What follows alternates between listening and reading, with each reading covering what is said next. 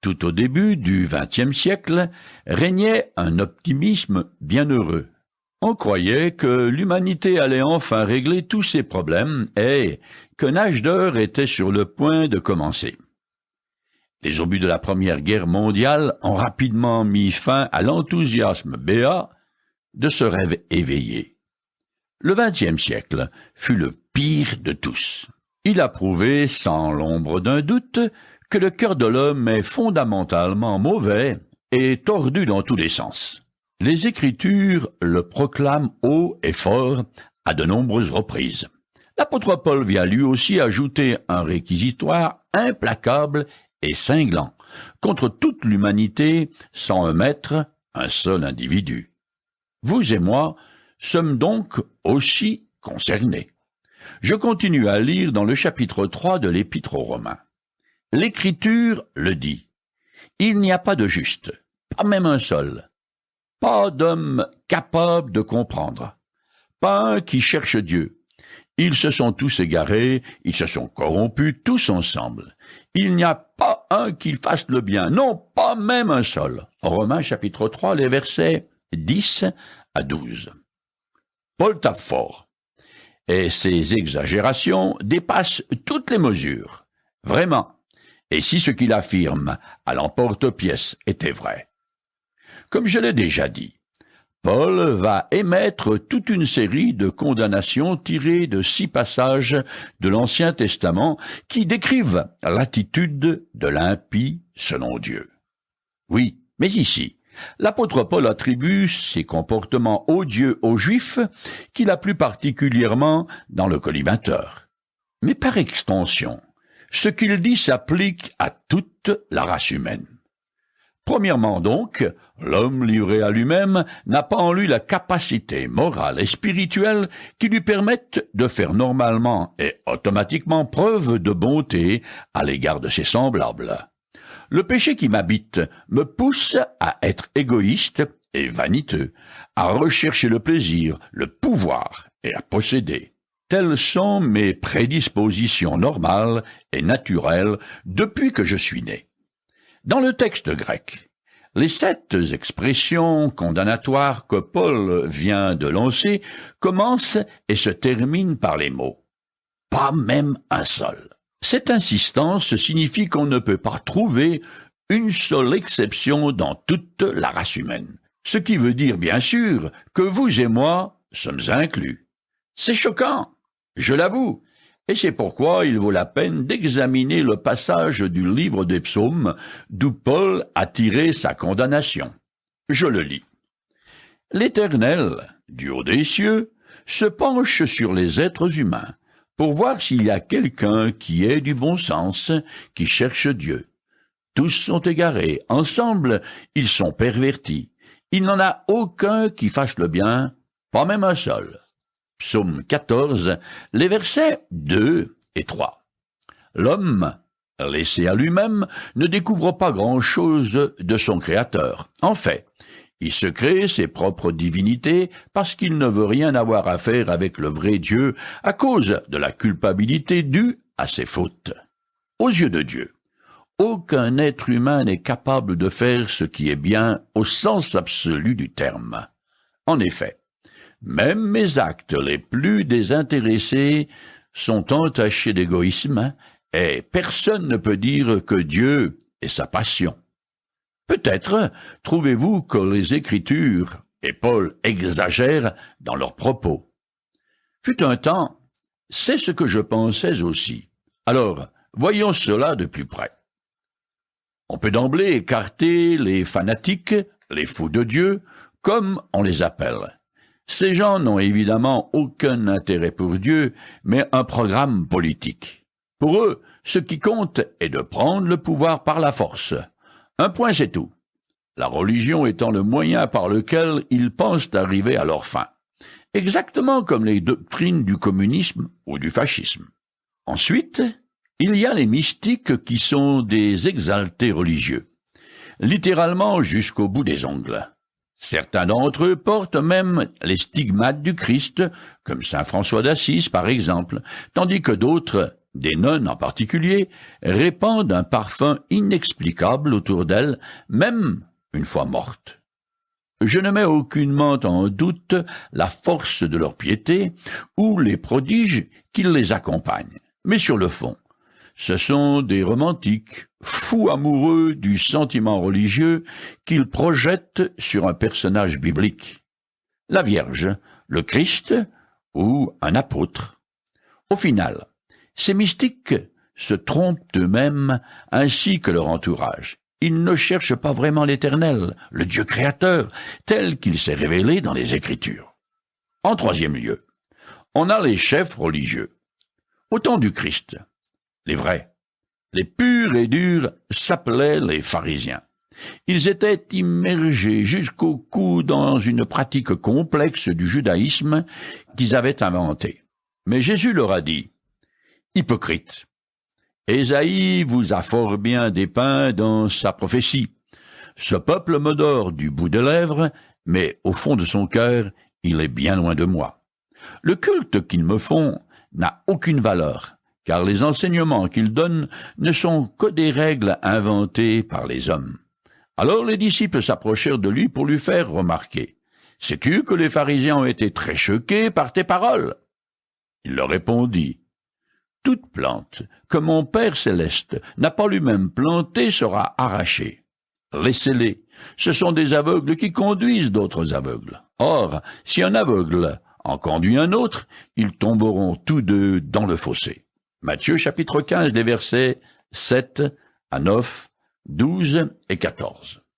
Une fois qu'on a fait le tour des religions du monde et de leurs gourous, on ne peut pas s'opposer à la sentence divine particulièrement cinglante contre toute l'humanité, qu'elle soit émise par Jésus ou l'apôtre Paul.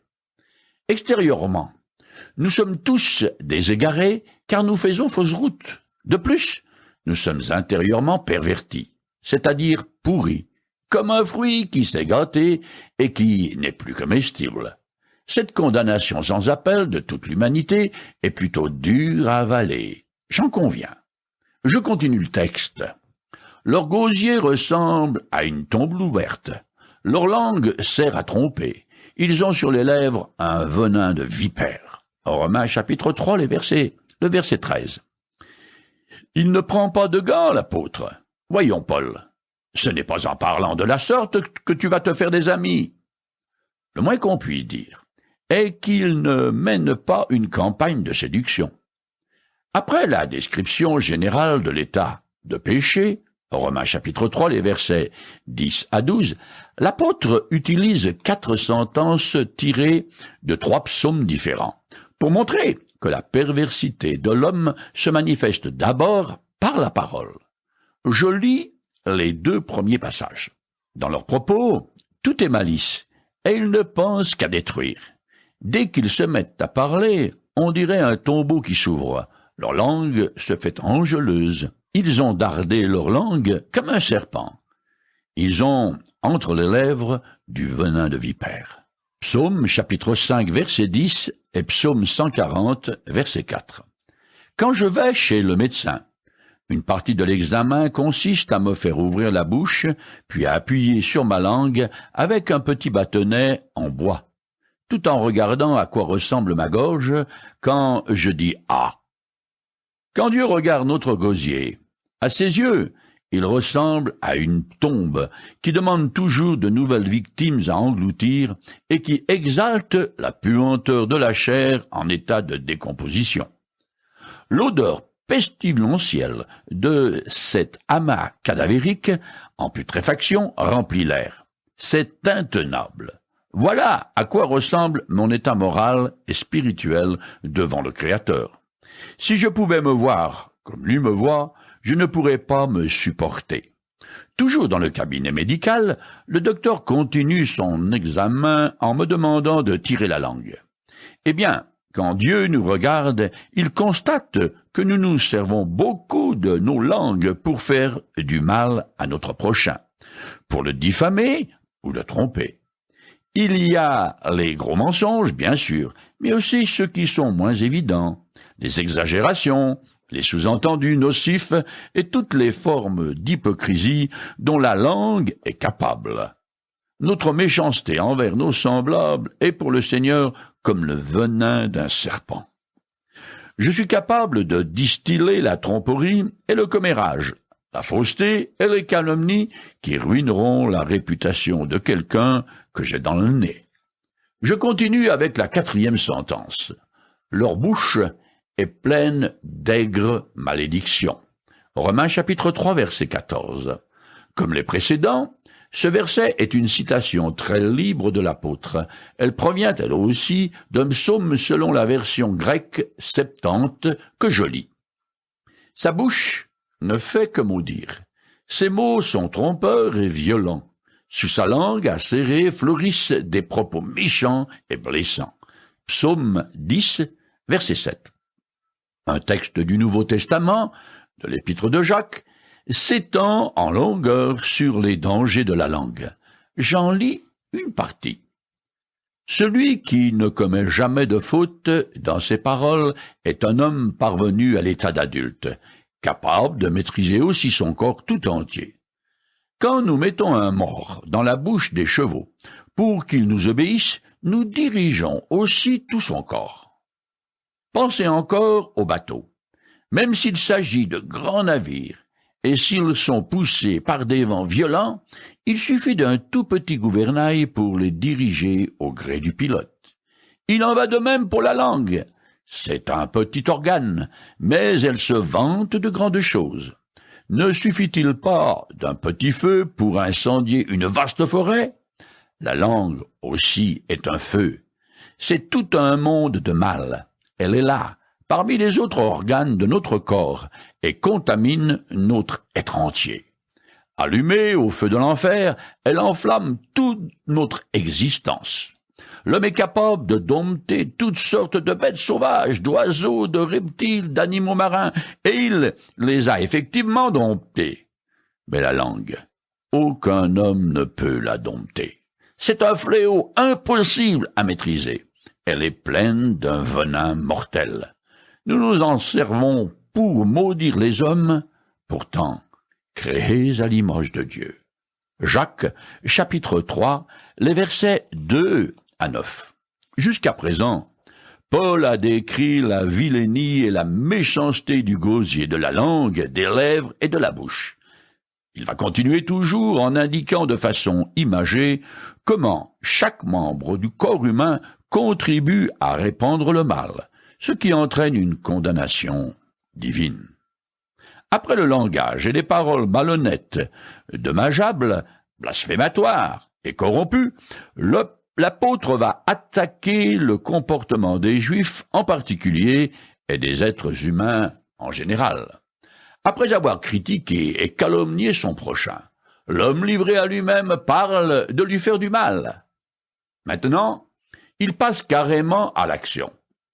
Les prochaines citations de l'apôtre Paul sont tirées du livre du prophète Ésaïe et s'appliquaient alors aux Israélites un bon siècle avant que le royaume de Juda ne soit détruit par les Babyloniens. Je lis le passage d'Ésaïe. Mais non, la main de l'Éternel n'est pas trop courte pour sauver, et son oreille n'est pas sourde au point de ne plus vous entendre. Ce sont vos fautes qui vous séparent de votre Dieu. C'est à cause de vos péchés qu'il s'est détourné loin de vous pour ne plus vous entendre, car vos mains sont tachées de sang et vos doigts de péché. Vos lèvres disent des mensonges, vos langues susurrent des paroles perfides. Personne n'invoque le droit, et nul ne plaide selon la vérité. On s'appuie sur des faussetés, et l'on allège des mensonges. Ils conçoivent le mal et enfantent le crime. Leurs pieds courent au mal, et ils ont hâte de verser le sang innocent. Leurs pensées sont sans cesse orientées vers le mal. Dévastation et destruction jalonnent leur parcours. Ils ne connaissent pas le chemin de la paix, et le droit est absent des routes qu'ils empruntent. Les sentiers qu'ils se tracent sont des voies tortueuses. Quiconque s'y engage ne connaît pas la paix. Ésaïe chapitre 59, les versets 1 à 4 et les versets 7 et 8. De ce discours percutant, l'apôtre Paul tire, toujours de la version 70, une citation abrégée que je lis. « Leurs pieds sont agiles quand il s'agit de verser le sang. La destruction et le malheur jalonnent leur parcours. Ils ne connaissent pas le chemin de la paix. » Romains chapitre 3, les versets 15 à 17. La méchanceté de l'homme en action. Ésaïe y rajoute. Le droit, c'est-à-dire la justice, est absent des routes qu'ils empruntent.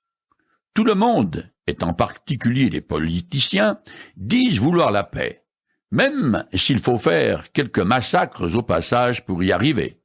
Cependant, le journal du matin, comme les infos du soir à la télé, prouvent bien que cette paix est illusoire, un mirage en plein désert de violence. Comme je l'ai déjà dit plusieurs fois, l'histoire de l'humanité se résume essentiellement à des guerres de conquête, souvent accompagnées de crises d'égotisme, d'un tyran ou d'un général quelconque qui considère ses soldats comme de la pure chair à canon dont il peut faire usage comme bon lui semble. Peut-être pensez-vous que si vous tenez les rênes du pouvoir, il y aura la paix dans votre fief. Même si à ce jour vous et moi n'avons assassiné personne, le potentiel de tuer mon prochain habite bel et bien dans mon cœur. En certaines circonstances favorables ou défavorables, selon le point de vue qu'on adopte, j'ai malheureusement en moi la capacité de commettre le pire des crimes. Je continue le texte et finis ce réquisitoire contre l'humanité. À leurs yeux, révérer Dieu n'a aucun sens. Romains chapitre 3, verset 18. Cette parole est également tirée d'un psaume que je cite. En moi-même, je médite sur ce que déclare le méchant dans son péché. Il est insensé, à ses yeux, de respecter Dieu. Psaume 36, verset 2.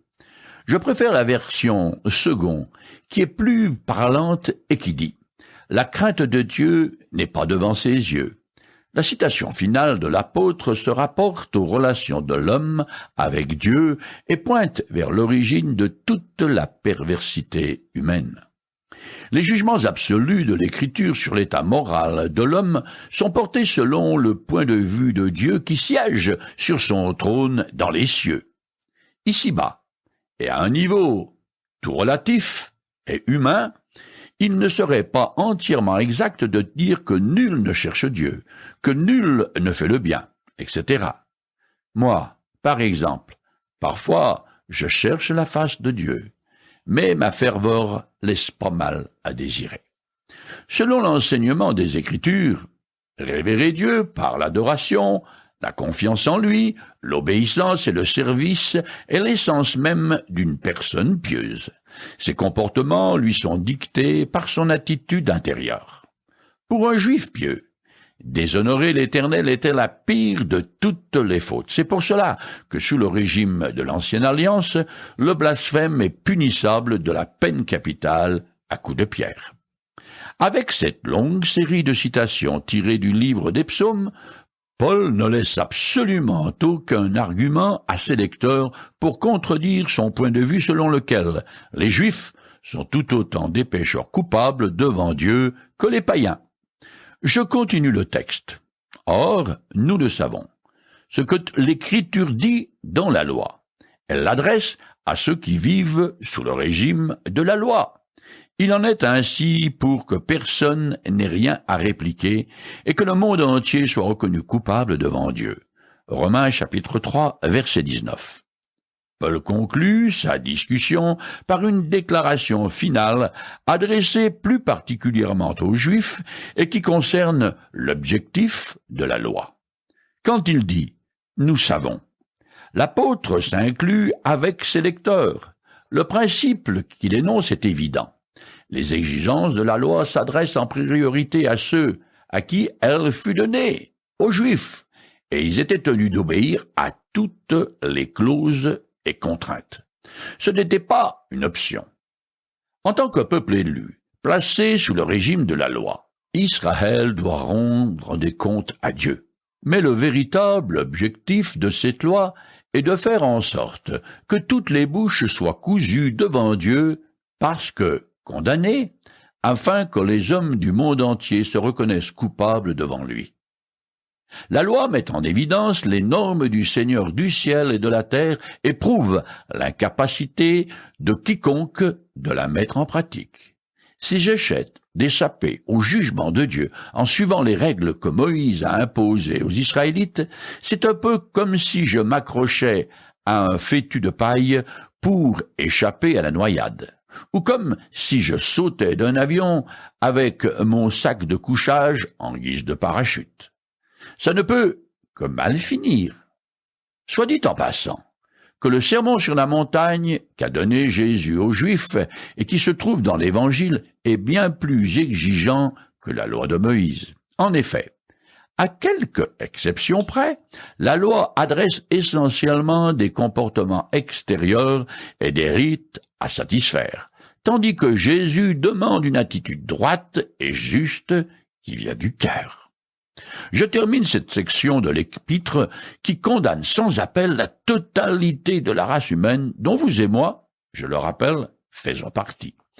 Car personne ne sera déclaré juste devant lui parce qu'il aura accompli les œuvres demandées par la loi.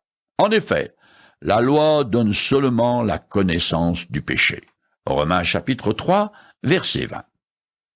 Finalement, l'observance de la loi n'est pour personne un moyen de se justifier, de gagner des points devant Dieu et de se voir offrir le paradis en cadeau pour service rendu ou pour sa bonne conduite. Là n'est pas son but, ni pour les Juifs, ni pour d'autres peuples. La loi a plutôt été donnée afin que par elle je prenne conscience de la connaissance du péché qui m'habite, que je pratique et qui m'accuse. La loi est un instrument, non pour me permettre de mériter la vie éternelle, mais pour me condamner. La raison pour laquelle l'homme a tant de peine à se reconnaître coupable devant Dieu et à se sentir perdu, c'est qu'il se juge avec un instrument qui est faux, un étalon de mesure autre que la sainteté et la perfection de Dieu qui se révèlent dans la loi. Voilà pourquoi l'apôtre prend grand soin de rappeler cette mesure absolue. Le verdict des Écritures est sans appel. Tous, juifs et païens, sont coupables, car tous sont sous l'empire et l'emprise du péché. Maintenant, on peut se demander si la corruption humaine, qu'a décrite Paul, s'applique à tous les temps et à tous les individus, ou seulement aux époques de grande dépravation et à des hommes profondément déchus. Il est vrai qu'il y a des degrés dans le mal, mais l'universalité et la profondeur de la déchéance humaine ressort à toutes les époques. La répétition des mêmes perversions n'est pas due à des circonstances accidentelles, mais à une loi qui est à l'œuvre et qui a sa source dans le cœur corrompu de l'homme, et donc en moi. Je ne pourrai jamais être déclaré juste aux yeux de Dieu en observant la loi de Moïse ou n'importe quel autre système de règles. En conséquence, je suis condamné de multiples façons, parce que je n'ai pas répondu de manière adéquate à la révélation que Dieu a faite de lui dans la nature, parce que je suis incapable de satisfaire les normes morales contenues dans la loi de Moïse, et aussi parce que ma conduite est à des années-lumière des exigences du sermon sur la montagne que Jésus nous a laissé. Je n'exagère pas. Lisez-le donc et voyez par vous-même. Il commence au chapitre 5 de l'Évangile selon saint Matthieu. Si vous m'écoutez, c'est que Dieu a ouvert votre intelligence spirituelle. Alors, sachez avec une entière certitude que vous ne pouvez pas être déclaré juste devant Dieu parce que vous aurez suivi certains rites et fait de bonnes œuvres. Mes actions morales et mes observances rituelles sont sans valeur à ses yeux parce qu'il exige de moi que j'observe parfaitement, toujours et en tout lieu et en toutes circonstances, toutes ces lois morales. Mais cela m'est totalement impossible parce que ces exigences dépassent de loin mes capacités à les satisfaire. Dieu n'a pas donné la loi à l'homme comme moyen de s'élever à l'état de juste. La loi est uniquement destinée à lui donner une exacte et complète connaissance du péché, connaissance fondée sur l'expérience personnelle. La loi révèle que je suis immergé dans et submergé par le péché. Or, il me faut être absolument parfait pour entrer dans la présence du Dieu de la gloire. Vous et moi sommes condamnés. Nous n'avons qu'une seule issue, celle de nous tourner vers notre Créateur pour accepter de lui sa solution en la personne de Jésus-Christ.